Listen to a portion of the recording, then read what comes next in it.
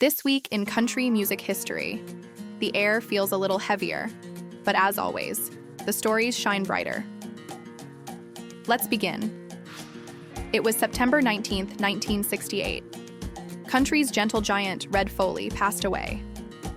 That evening, Foley had just wrapped a second set in Fort Wayne, Indiana. It was a show built in the spirit of the Grand Ole Opry.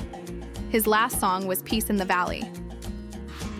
After he walked off stage, Foley turned to fellow performer Hank Lachlan and said, "I'm awful tired now, Hank. I've got to go to bed." That was the last anyone heard from him. Red Foley died quietly in his sleep that night. The cause was listed as respiratory failure, but Red Foley's life was much more than his final breath. He was a pioneer, not only in country music, but in how country reached America's homes.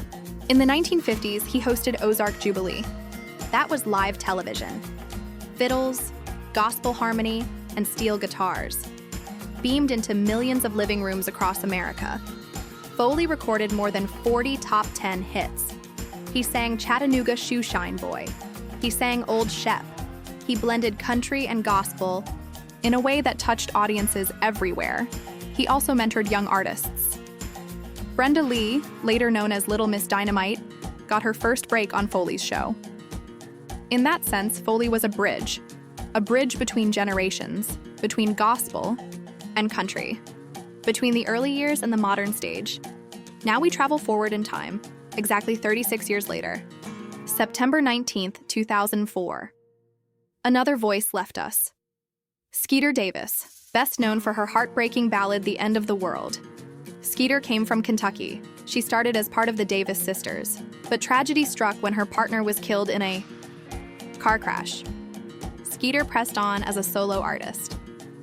By the early 1960s, Skeeter Davis was climbing the charts not just in country, but also in pop and adult contemporary. She was one of the first women to do so. She opened doors for Dolly Parton, Tammy Wynette, and Reba McEntire. Her song The End of the World became a signature. It charted across multiple genres: country, pop, adult contemporary, and even rhythm and blues. It showed that a Kentucky farm girl could reach the world. But Skeeter was more than a singer. She was bold. She spoke her mind. She sang protest songs. She questioned the war. She even criticized church leaders. It got her suspended from the Grand Ole Opry for a time, but it showed her courage. By her final years, Skeeter was too weak to perform, but her influence remained. When she passed in 2004, the country family grieved deeply. And then, just 4 days later, September 23rd, 2004, Roy Drusky passed away. Roy Drusky was known for his smooth baritone voice, a perfect fit for the Nashville sound. He began as a songwriter. He gave Farron Young one of his biggest hits, Alone with You. But Roy wanted more. He stepped forward as a singer. Between 1960 and 1979, Roy Drusky charted nearly 40 songs. He recorded Secondhand Rose, and his duet, Yes, Mr. Peters with Priscilla Mitchell, became a touchstone. Roy Drusky was also a fixture on the Grand Ole Opry stage. His gentle voice balanced out the rowdy honky-tonk singers of his day. A steady hand, a steady presence. So in this 1 week of September, 3 great voices left us. Red Foley, Skeeter Davis, Roy Drusky. Their departures remind us, even the brightest stars must fade, but the music, that stays. Now let's add some light to this week's story, because history isn't only about loss, it's also about beginnings. September 20th, 1993. Warner Brothers released Faith Hill's debut single, Wild One. It was the world's first taste of Faith Hill, a fresh voice from Mississippi. Strong, clear, and ready for radio, Wild One spent weeks at #1, and it launched a career that would grow into superstardom. Now jump back 1 year, September 22nd, 1992.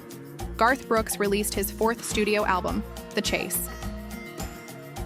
When it hit the stores, it went straight to #1 on both the country charts and the pop charts. That was nearly unheard of in that era. It proved that Garth wasn't just a country star. He was a force in American music at large. The Chase showed country could compete at the highest levels. So this week gives us a balance. Voices gone, but also voices rising. Faith Hill, Just Beginning, Garth Brooks, Breaking barriers. And now, before we close, let's do a quick lightning rundown of other events tied to this same week in country music history. September 21st, 1934. Leonard Sly made his first appearance on radio in Inglewood, California. You know him better as Roy Rogers, the singing cowboy who would become a Western film legend. September 24th, 1955. Elvis Presley made his very first appearance on the Louisiana Hayride television broadcast. That was the same year he signed with RCA, and his career was about to change forever. September 25th, 1965. The Wilburn brothers welcomed a brand new face to their TV show, a young Loretta Lynn.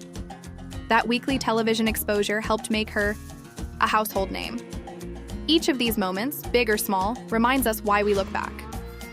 So here we are. A week of goodbyes, a week of new beginnings, and a week of milestones. Red Foley, Skeeter Davis, Roy Drusky, Faith Hill, Garth Brooks, Roy Rogers, Elvis Presley, Loretta Lynn. This week in country music history, their stories weave together. Different voices, different stages, but all part of the same great song. And if history teaches us anything, it's that while the singers may come and go, the music never dies, the echo carries on.